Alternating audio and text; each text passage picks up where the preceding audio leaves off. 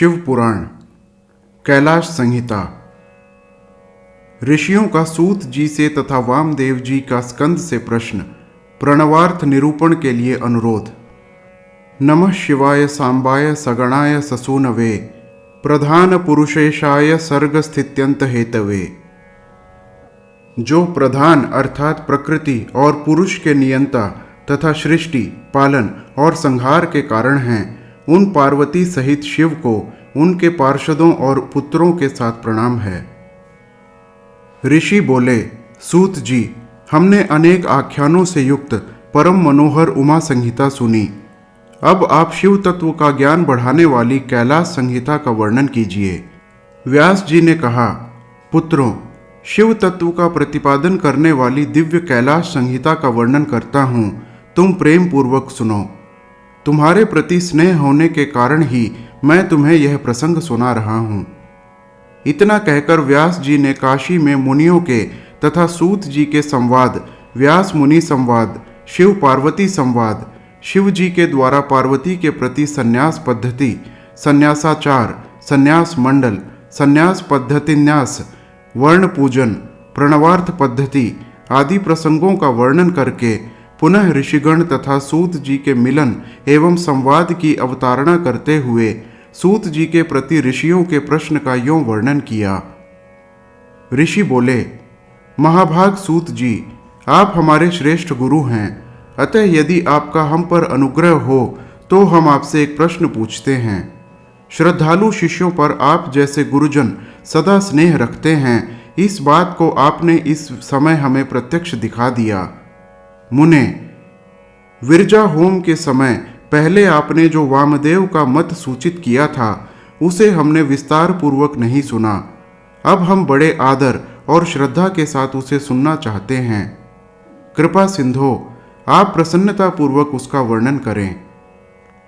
ऋषियों की यह बात सुनकर सूत के शरीर में रोमांच हो आया। उन्होंने गुरु के भी परम उत्कृष्ट गुरु महादेव जी को, त्रिभुवन जननी महादेवी उमा को तथा गुरु व्यास को भी भक्ति पूर्वक नमस्कार करके मुनियों को आह्लादित करते हुए गंभीर वाणी में इस प्रकार कहा। सूत जी बोले, मुनियों, तुम्हारा कल्याण हो, तुम सब लोग सदा सुखी रहो। महाभाग महात्माओं, तुम भगवान शिव के भक्त तथा दृढ़ता पूर्वक व्रत का पालन करने वाले हो। यह निश्चित रूप से जानकर ही मैं तुम लोगों के समक्ष इस विषय का प्रसन्नता पूर्वक वर्णन करता हूँ। ध्यान देकर सुनो। पूर्व काल के रथंतर कल्प में महामुनि वामदेव माता के गर्भ से बाहर निकलते ही शिव तत्व के ज्ञाताओं में सर्वश्रेष्ठ माने जाने लगे। वे वेदों, आगमों, पुराणों तथा अन्य सब शास्त्रों के भी तात्विक अर्थ को जानने वाले थे। देवता, असुर तथा मनुष्य आदि जीवों के जन्म कर्मों का उन्हें भली भांति ज्ञान था। उनका संपूर्ण अंग भस्म लगाने से उज्जवल दिखाई देता था। उनके मस्तक पर जटाओं का समूह शोभा देता था। वे किसी के आश्रित नहीं थे। उनके मन में किसी वस्तु की इच्छा नहीं थी। वे तीक्ष्ण उष्ण आदि द्वंद्वों से परे तथा अहंकार शून्य थे। वे दिगंबर महाज्ञानी महात्मा दूसरे महेश्वर के समान जान पड़ते थे। उन्हीं के जैसे स्वभाव वाले बड़े बड़े मुनि शिष्य होकर उन्हें घेरे रहते थे। वे अपने चरणों के स्पर्श जनित पुण्य से इस पृथ्वी को पवित्र करते हुए सब ओर विचरते और अपने चित्त को निरंतर परमधाम स्वरूप परब्रह्म परमात्मा में लगाए रहते थे। इस तरह घूमते हुए वामदेव जी ने मेरु के दक्षिण शिखर कुमार श्रृंग में प्रसन्नता पूर्वक प्रवेश किया, जहां मयूर वाहन शिव कुमार, ज्ञानमय शक्ति धारण करने वाले, समस्त असुरों के नाशक और सर्वदेव वंदित भगवान स्कंद रहते थे। उनके साथ उनकी शक्ति भूता गजावल्ली भी थीं। वहीं स्कंदसर के नाम से प्रसिद्ध एक सरोवर था, जो समुद्र के समान अगाध एवं विशाल दिखाई देता था। उसका जल ठंडा और स्वादिष्ट था। वह सरोवर स्वच्छ, अगाध एवं बहुत जलराशि से पूर्ण था। उसमें संपूर्ण आश्चर्यजनक गुण विद्यमान थे। वह जलाशय स्कंद स्वामी के ही समीप था। महामुनि वामदेव ने शिष्यों के साथ उसमें स्नान करके शिखर पर बैठे हुए मुनिवृंद सेवित कुमार का दर्शन किया। वे उगते हुए सूर्य के समान तेजस्वी थे। मोर उनका श्रेष्ठ वाहन था। उनके चारों भुजाएं थीं, सभी अंगों से उदारता सूचित होती थी। मुकुट आदि उनकी शोभा बढ़ा रहे थे। रत्नभूत 2 शक्तियां उनकी उपासना करती थीं। उन्होंने अपने 4 हाथों में क्रमशः शक्ति, कुक्कुट, वर और अभय धारण कर रखे थे। स्कंद का दर्शन और पूजन करके उन मुनीश्वर ने बड़ी भक्ति से उनका स्तवन आरंभ किया। वामदेव बोले, जो प्रणव के वाच्यार्थ, प्रणवार्थ के प्रतिपादक, प्रणवाक्षर रूप बीज से युक्त तथा प्रणव रूप हैं, उन आप स्वामी कार्तिकेय को बारंबार नमस्कार है।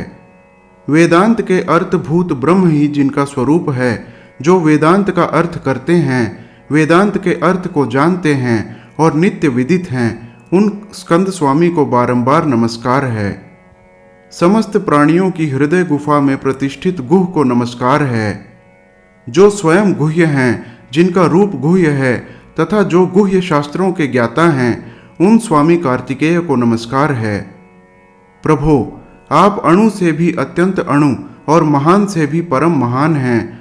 कारण और कार्य अथवा भूत और भविष्य के भी ज्ञाता हैं। आप परमात्म स्वरूप को नमस्कार है। आप स्कंद हैं, स्कंदन ही आपका स्वरूप है। आप सूर्य और अरुण के समान तेजस्वी हैं। परिजात की माला से सुशोभित मुकुट आदि धारण करने वाले आप स्कंद स्वामी को सदा नमस्कार है।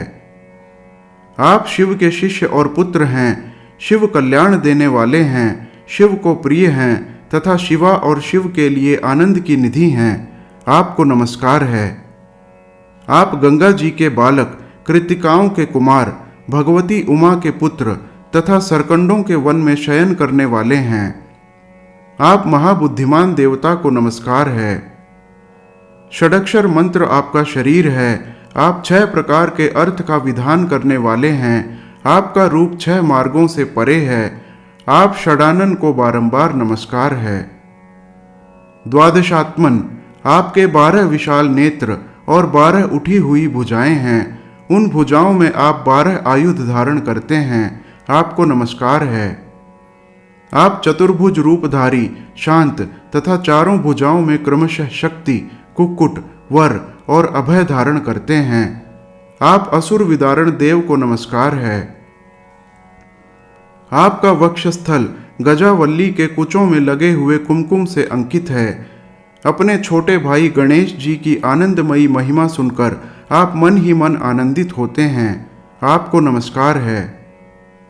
ब्रह्मा आदि देवता, मुनि और किन्नर गणों से गाई जाने वाली गाथा विशेष के द्वारा जिनके पवित्र कीर्ति धाम का चिंतन किया जाता है, उन आप स्कंद को नमस्कार है। देवताओं के निर्मल किरीट को विभूषित करने वाली पुष्पमालाओं से आपके मनोहर चरणारविंदों की पूजा की जाती है। आपको नमस्कार है। जो वामदेव द्वारा वर्णित इस दिव्य स्कंद स्तोत्र का पाठ या श्रवण करता है, वह परम गति को प्राप्त होता है। यह स्तोत्र बुद्धि को बढ़ाने वाला, शिव भक्ति की वृद्धि करने वाला, आयु, आरोग्य तथा धन की प्राप्ति कराने वाला और सदा संपूर्ण अभीष्ट को देने वाला है। वामदेव ने इस प्रकार देव सेनापति भगवान स्कंद की स्तुति करके 3 बार उनकी परिक्रमा की और पृथ्वी पर दंड की भांति गिरकर नतमस्तक हो बारंबार साष्टांग प्रणाम और परिक्रमा करने के अनंतर वे विनीत भाव से उनके पास खड़े हो गए। वामदेव जी के द्वारा किए गए इस परमार्थपूर्ण स्तोत्र को सुनकर महेश्वर पुत्र भगवान स्कंद बड़े प्रसन्न हुए। उस समय वे महासेन वामदेव जी से बोले, मुने, मैं तुम्हारी की हुई पूजा, स्तुति और भक्ति से तुम पर बहुत प्रसन्न हूँ। तुम्हारा कल्याण हो। आज मैं तुम्हारा कौन सा प्रिय कार्य सिद्ध करूं? तुम योगियों में प्रधान, सर्वथा परिपूर्ण और निष्प्रह हो। इस जगत में कोई ऐसी वस्तु नहीं है जिसके लिए तुम जैसे वीतराग महर्षि याचना करें, तथापि धर्म की रक्षा और संपूर्ण जगत पर अनुग्रह करने के लिए तुम जैसे साधु संत भूतल पर विचरते हैं। ब्रह्मन, यदि इस समय मुझसे कुछ सुनना हो तो कहो, मैं लोक पर अनुग्रह करने के लिए उस विषय का वर्णन करूंगा। स्कंद की वह बात सुनकर महामुनि वामदेव ने विनयावनत हो मेघ के समान गंभीर वाणी में कहा। वामदेव बोले, भगवन, आप परमेश्वर हैं, अलौकिक और लौकिक सब प्रकार की विभूतियों के दाता हैं, सर्वज्ञ, सर्वकर्ता, संपूर्ण शक्तियों को धारण करने वाले और सबके स्वामी हैं। हम साधारण जीव हैं। आप परमेश्वर के समीप बोलने की शक्ति या बात करने की योग्यता हम में नहीं है, तथापि आपका यह अनुग्रह है कि आप मुझसे बात करते हैं। महाप्राज्ञ, मैं कृतार्थ हूँ। कणमात्र विज्ञान से प्रेरित हो आपके समक्ष अपना प्रश्न रख रहा हूँ। मेरे इस अपराध को आप क्षमा करेंगे। प्रणव सबसे उत्तम मंत्र है, वह साक्षात परमेश्वर का वाचक है। पशुओं के पाश को छुड़ाने वाले भगवान पशुपति ही उसके वाच्यार्थ हैं। ओमितीदम सर्वम, ओंकार ही यह प्रत्यक्ष दिखने वाला समस्त जगत है, यह सनातन श्रुति का कथन है। ओमिति ब्रह्म, अर्थात ओम यह ब्रह्म है, तथा सर्वम ह्योतत् ब्रह्म, यह सब का सब ब्रह्म ही है, इत्यादि बातें भी श्रुतियों द्वारा कही गई हैं। इस प्रकार मैंने समष्टि तथा व्यष्टि भाव से प्रणवार्थ का श्रवण किया है। तात्पर्य यह है कि समष्टि और व्यष्टि सभी पदार्थ प्रणव के ही अर्थ हैं। प्रणव के द्वारा सबका प्रतिपादन होता है, यह बात मैंने सुन रखी है। महासेन, मुझे कभी आप जैसा गुरु नहीं मिला है, अतः कृपा करके आप प्रणव के अर्थ का प्रतिपादन कीजिए। उपदेश की विधि से तथा सदाचार परंपरा को ध्यान में रखकर आप हमें प्रणवार्थ का उपदेश दें। मुनि के इस प्रकार पूछने पर स्कंद ने प्रणव स्वरूप 38 श्रेष्ठ कलाओं द्वारा लक्षित तथा सदा पार्श्व भाग में उमा को साथ रखने वाले और मुनिवरों से घिरे हुए भगवान सदाशिव को प्रणाम करके उस श्रेय का वर्णन आरंभ किया जिसे श्रुतियों ने भी छिपा रखा है। हर हर महादेव।